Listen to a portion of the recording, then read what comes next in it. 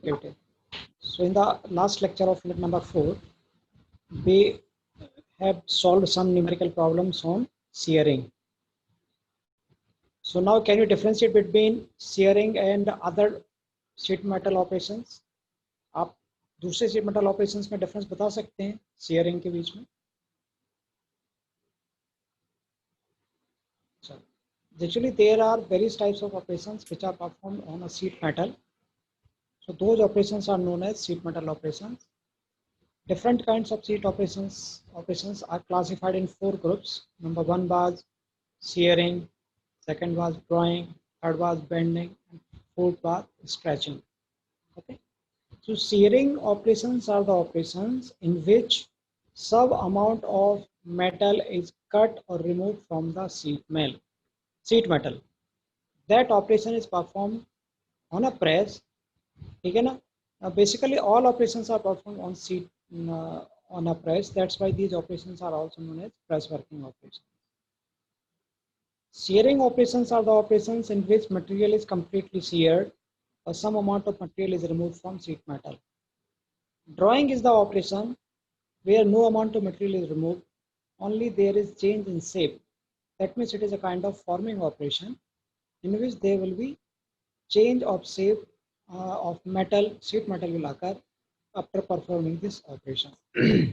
Normally cup shaped items are produced by performing drawing operations.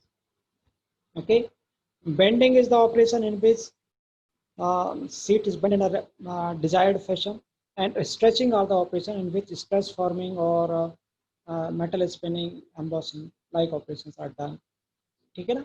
So there are 4 types of press working operation. We are studying drawing operation. So drawing, as I told you, that drawing operation performed on sheet metal is an operation by which cup shaped items are produced of sheet metal. Cup shaped item का मतलब यहाँ पे ऐसा नहीं कि हमें cup ही बनाना है, but we have to change the shape of the sheet. Initially it is a flat sheet, but after performing this operation, drawing operation, they will be changed in shape. Okay.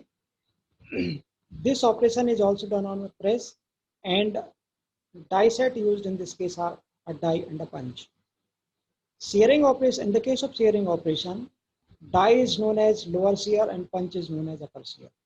But in case of drawing operation, we will call it as die and punch only. Okay. Since sheet metal is pressed between, this is wrong. I think this is wrong. Okay. Just a minute. Wait a minute.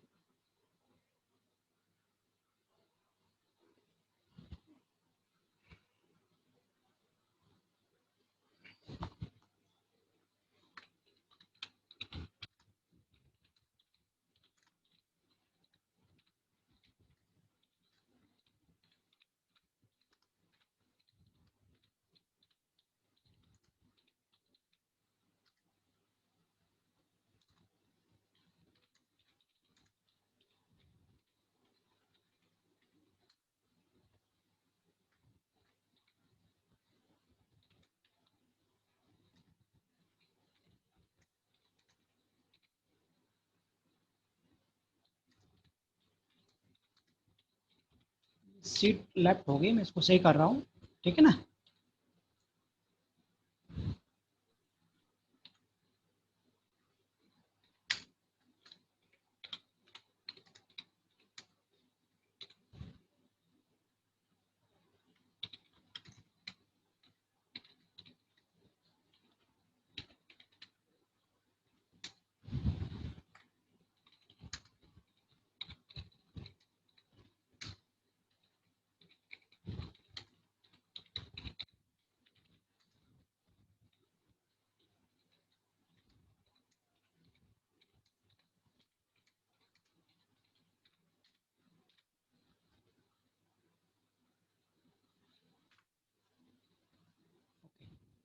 Actually, that PPT was clear.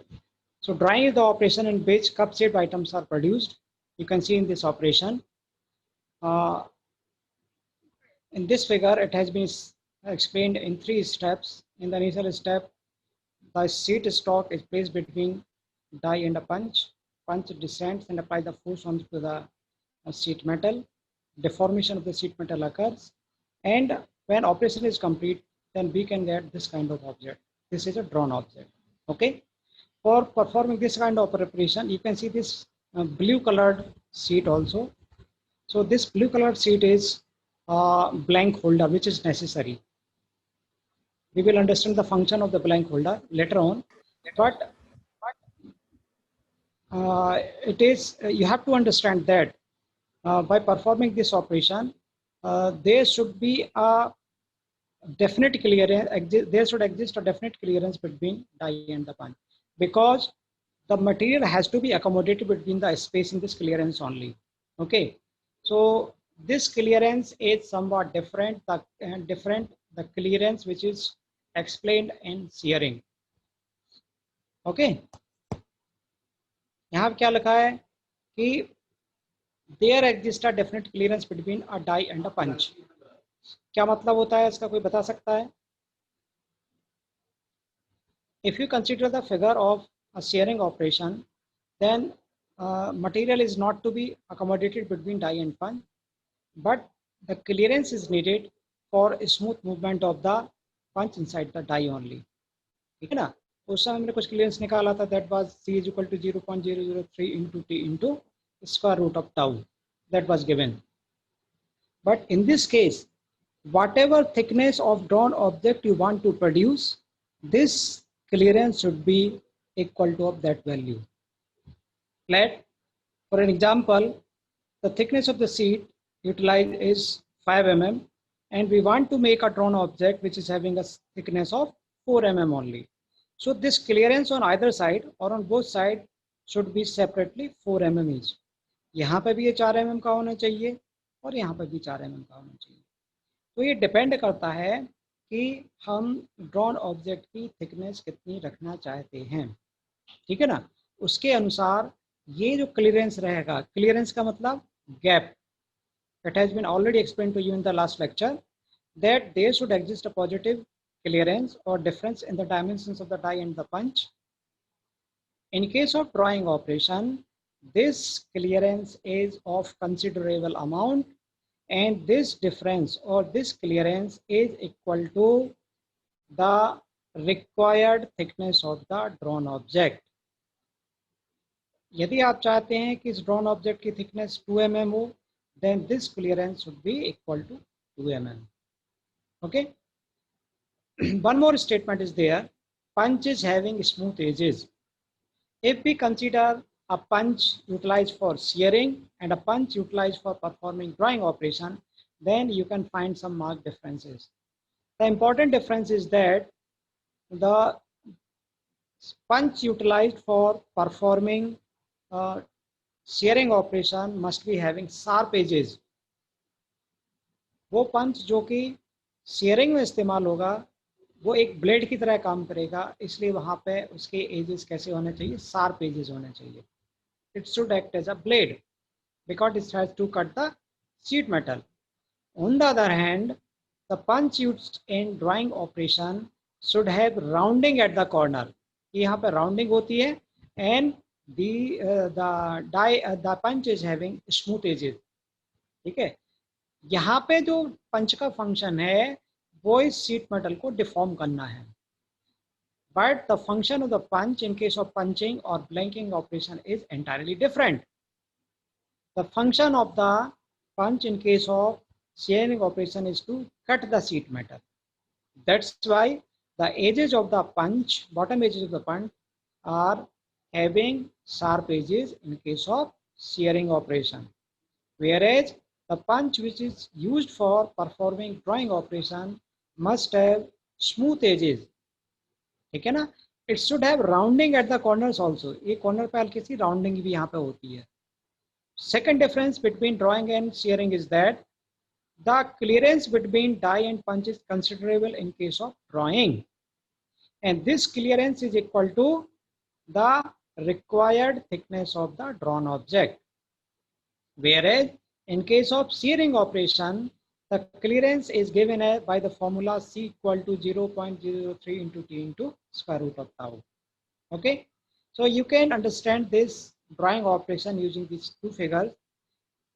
There are also 3 steps, in this case also 3 steps. ठीक है ना, ये एक साथ बनाए गए, ये अलग अलग बनाए गए यहाँ पे, but both are necessary.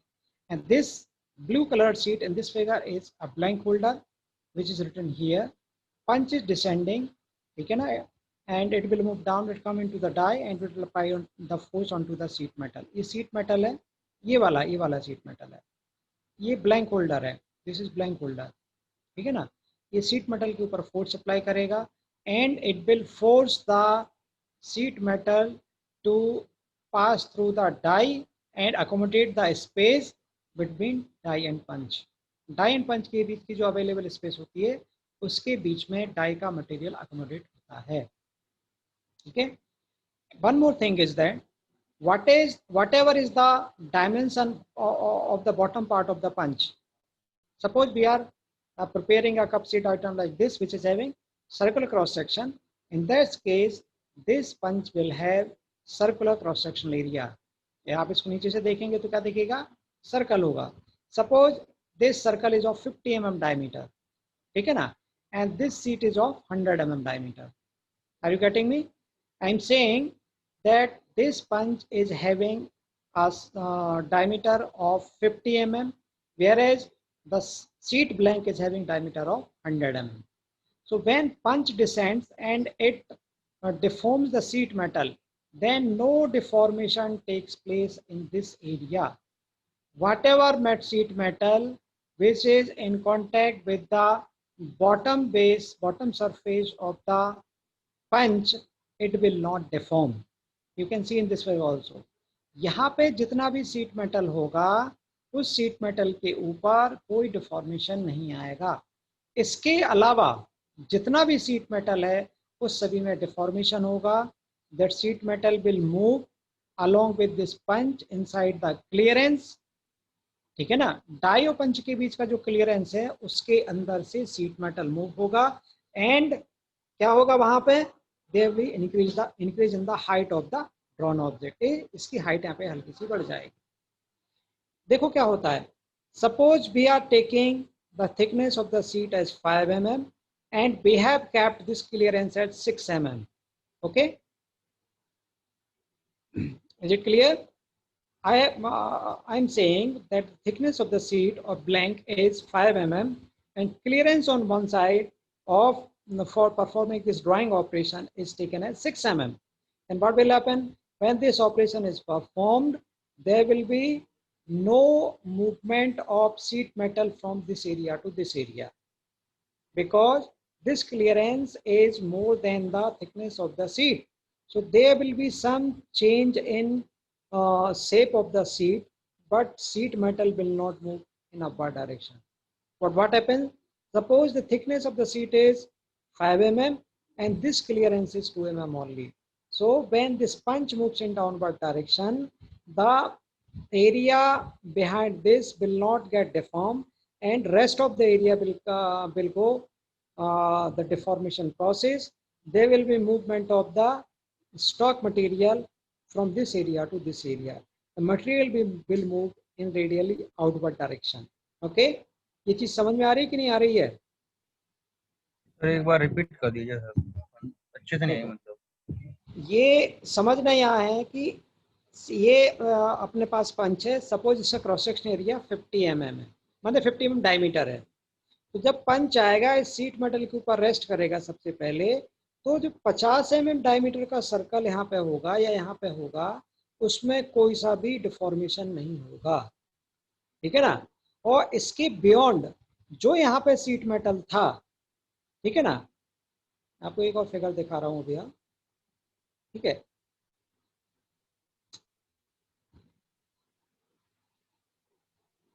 यहाँ पे 2 सर्कल आपको दिख रहे होंगे. Inner circle is the circle और it is the diameter of the punch where punch is in contact with the sheet metal.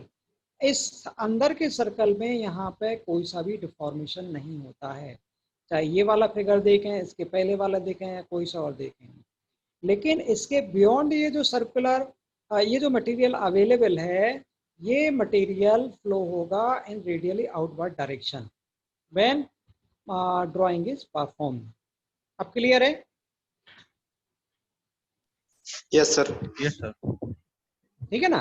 तो यहाँ पे कोई डिफॉर्मेशन नहीं हो रहा है, लेकिन जो बचा हुआ सीट मेटल है वो डिफॉर्म होगा और वो रेडियली आउटवर्ड, मतलब इस डायरेक्शन में, इस डायरेक्शन रेडियली आउटवर्ड की तरफ मूव होगा।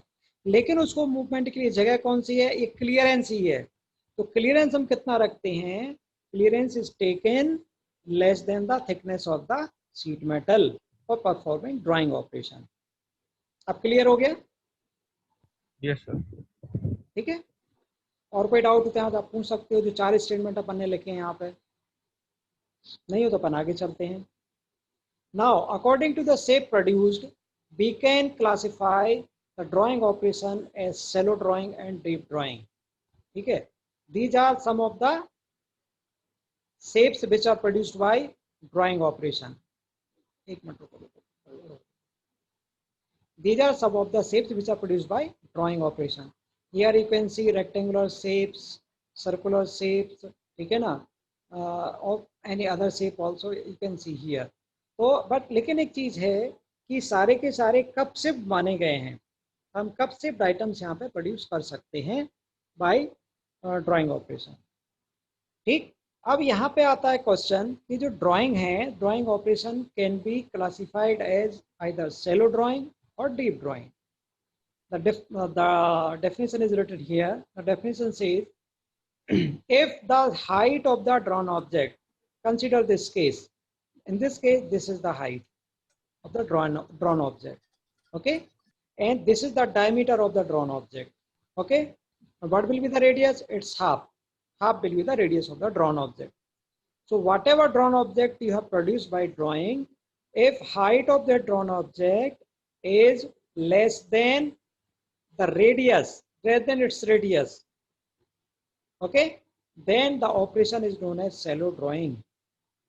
On the other hand, if the height of the drawn object is more than its radius, then it is known as deep drawing. अंतर आ गया दोनों में समझ में? Can you differentiate between shallow drawing and deep drawing? Yes sir. देखो क्या अंतर आ रहा। इस ड्रॉन ऑब्जेक्ट की जो हाइट है वो हाइट और इसका ये रेशो, ठीक है, इसकी बात कर रहे हैं। यदि ये हाइट इसकी रेडियस से कम है तो ये ऑपरेशन शैलो ड्राइंग कहलाता है। यदि ये हाइट इसकी रेडियस से ज़्यादा है तो ये क्या कहलाता है? डीप ड्राइंग कहलाता है। अब आप बोलोगे सर इसमें तो कोई फर्क ही नहीं है, चाहे वो शैलो ड्राइंग हो या डीप ड्राइंग हो, हमारी तो सेम चीज़ है। तो चीज तो सेम है, but there is some precaution to be taken while performing deep drawing operation. ठीक है ना? डीप ड्राइंग में जो पंच है वो काफी अंदर तक जाएगा, जाएगा नहीं जाएगा? इसके अलावा यहाँ पे जो मटेरियल का फ्लो होगा वो रेडियली आउटवर्ड ऊपर की तरफ आएगा। तो उस केस में चूंकि ये फ्लो हो रहा होगा और फ्लो इसके द्वारा प्रिवेंट किया जा रहा है, ऊपर के ऊपर जो सीट लगी हुई है, this object is known as blank holder. ठीक है ना? तो ब्लैंक होल्डर को बहुत ज्यादा फोर्स अप्लाई करना पड़ेगा। कब? जब हम डीप ड्राइंग ऑपरेशन कर रहे होंगे। On the other hand, if we are performing shallow drawing operation, then that much amount of force is not required to be applied by the blank holder. ठीक है? So there comes the difference in the requirement of the blank holder. ठीक है? तो यदि वो shallow drawing है तो उतना ज़्यादा रिक्वायरमेंट हमारे पास नहीं रहता है ब्लैंक होल्डर का। But when we are going to perform a deep drawing operation, then in that case a rigid blank holder is always needed. आ रही बात समझ में? Whenever we have to perform a deep drawing operation, in that case we have to make use of a rigid blank holder that will keep this seat in its place during the operation. So in these two operations, shallow drawing and deep drawing, the difference lies in the requirement of the blank holder as well as in the movement of the punch. Shallow drawing है तो कम movement होगा पंच का, deep drawing है तो ज़्यादा movement होगा पंच का। यहाँ तक कुछ समझ में नहीं आया तो आप पूछ सकते हो, अपने आप को अनम्यूट कर। What is sir drawing, what is shallow drawing and deep drawing. Okay बेटे बोलो। सर ये जो ब्लैंक होल्डर होते हैं वो सर पंच के साथ में मतलब फिक्स रहते हैं क्या? नहीं नहीं नहीं नहीं, अलग ये रहते हैं ना, पंच उनको मूवमेंट ज्यादा। पंच पंच बिल्कुल अलग रहेगा।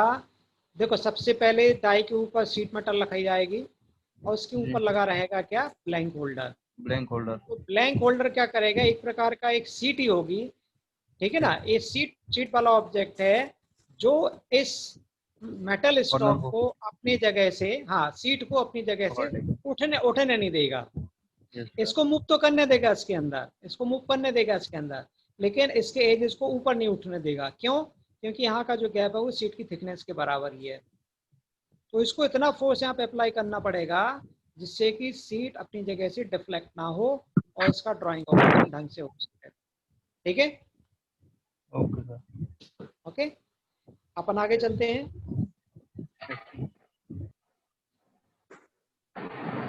इसमें हमें इसमें हमें एक बहुत अच्छी चीज समझनी है। This we are going to understand, बेटे बाकी लोग म्यूट करो अपने आप को।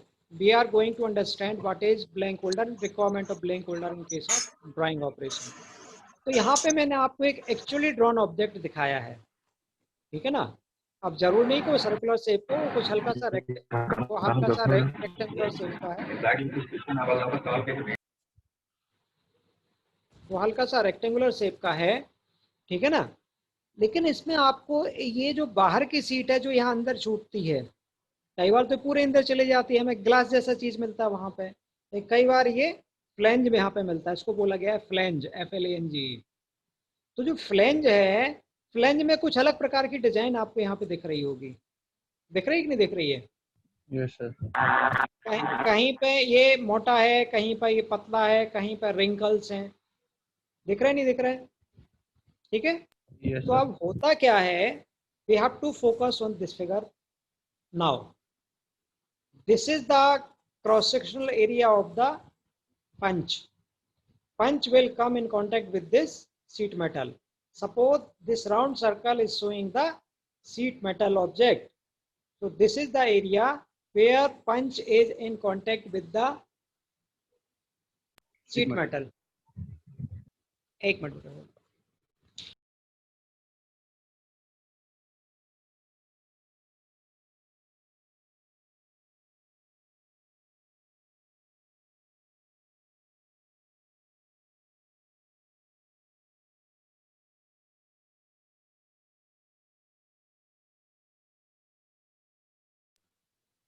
हल चलो स्टार्ट करते हैं। तो इसमें आपको यहाँ पे क्या हो रहा होगा, कुछ रिंकल्स दिख रहे होंगे।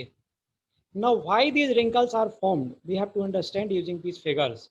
तो मैंने एक आपको प्रैक्टिकल एग्जांपल भी यहाँ पे आपको दिखा दिया है, ठीक है ना। ये सीट मेटल दिखाई है और इसका जो इनर सर्कल है, this inner circle is showing the contact area where bottom of the punch is in contact with the sheet metal, ये वाला एरिया है। So no deformation of the metal takes place in this area. Whatever this area is remains, so material is going, sheet metal is going to deform for this much area only। अब होगा क्या, यहाँ पे suppose sheet metal की thickness कितनी है, say it is 5 mm and we have taken this clearance as 4 mm। हमने जो क्लियरेंस रखा है, this clearance is less than the thickness of the sheet metal. तो उस केस में क्या, और ये भी मानते हैं कि ये कंटिन्यूस नहीं हुआ।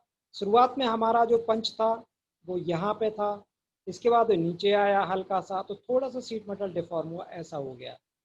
तो उस केस में यहाँ पे जो अवेलेबल मटेरियल होगा, चारों तरफ होगा वैसे तो इसके, लेकिन दो तरफ इस फिगर में दिख रहा है, वो मूव होगा।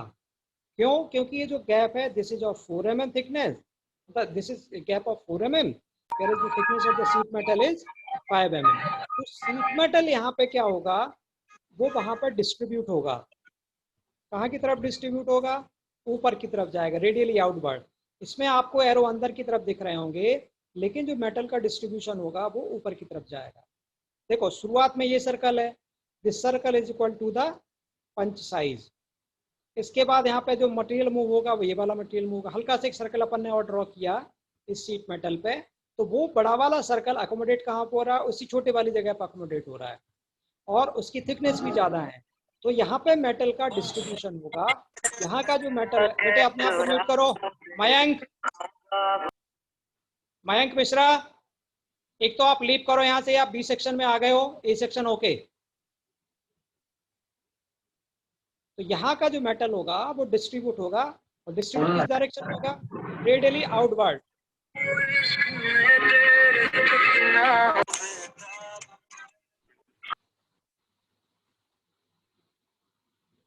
ओके, तो यहाँ का जो मेटल होगा वो डिस्ट्रीब्यूट होगा कहाँ पे, रेडियली आउटवर्ड की तरफ।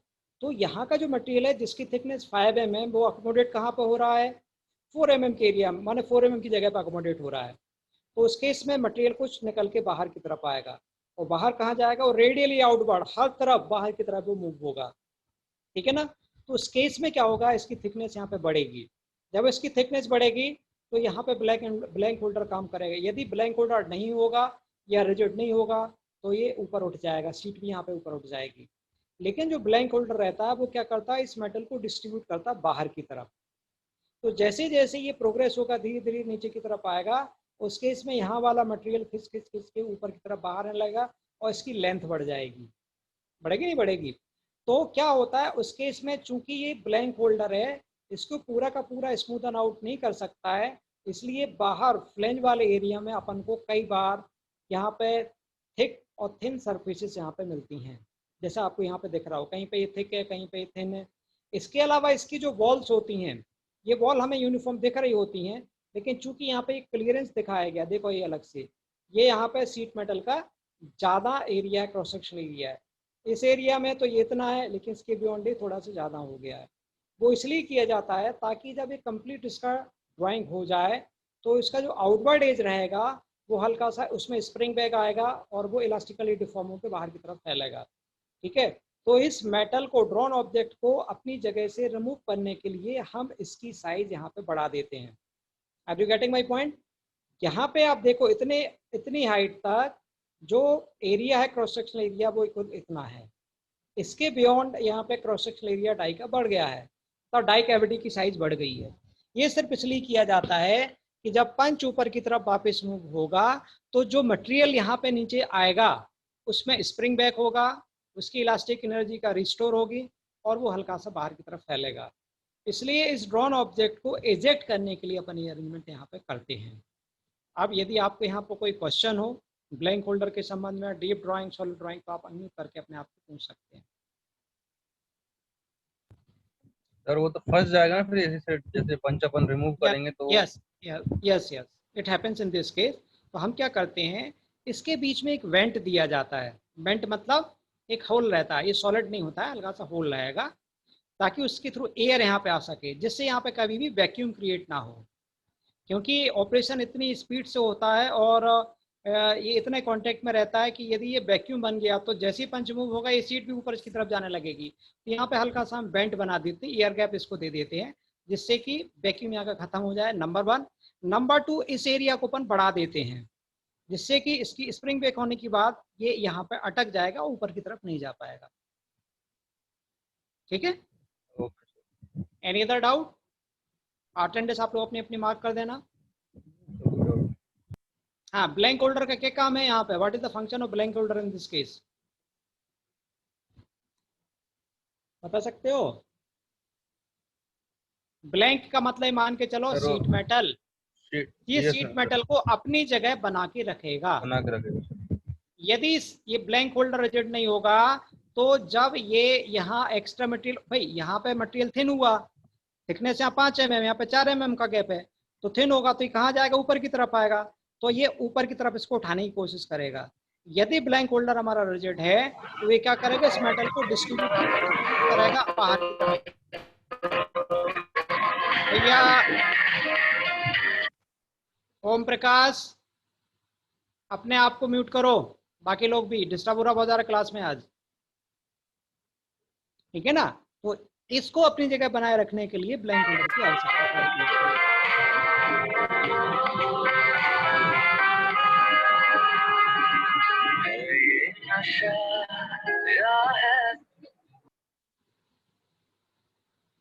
ओके आगे चलें। यस अब सर। ये कुछ इन्फॉर्मेशन थी, हमारे पास टाइम बहुत कम बचा हुआ बेटा यहाँ पे।